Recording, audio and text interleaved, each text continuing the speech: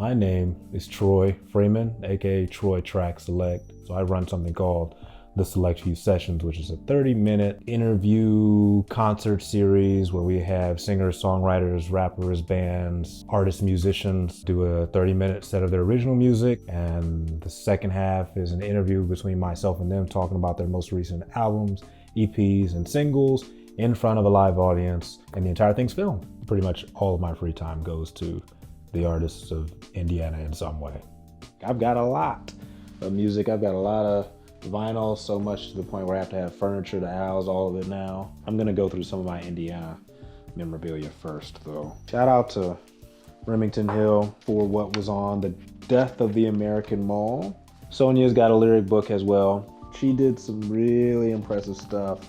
Laura K. Balk, she does a lyric book, but it's in the shape of something. Reminisce X, she was the first artist to give me stuff. Just know a lot of you guys who are artists in indie, Troy Track Select, keep something of yours on them. I've always been very intentional about how I decide who gets on the show. All artists want to be acknowledged. It's great to be able to lend some support, give them an audience, give them some more content on their own, and to be able to pay them. One of my favorites for sure is Pat and the Pissers. And it was just so fun because those guys have a lot of energy.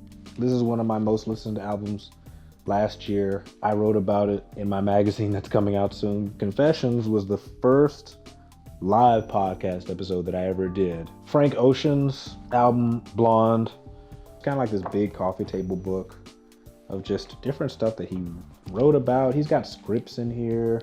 I started off playing the piano like everybody named Mama does. I played the saxophone, I played guitar, I played a couple synthesizers and made some of my own stuff for fun. So I'll sing some R&B stuff, I'll write some country songs, make CDs for me. But this is also a CD player. Yeah.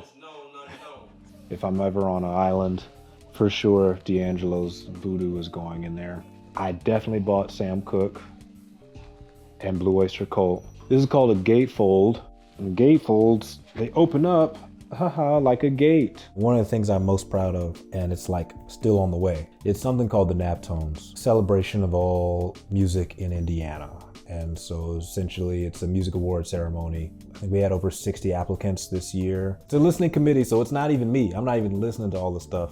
So I don't want anybody coming to me in the parking lot asking me why I didn't pick XYZ, because I didn't pick anything. A whole other group does that. March 22nd, Naptones, be there. I start everything small because small allows you to start. It's very easy for us to have these big dreams and want to get everything supremely right and all the way down to the letter, but you won't start at all if you keep trying to do that. The first thing you do is going to be bad, but just start it and eventually you'll get much better.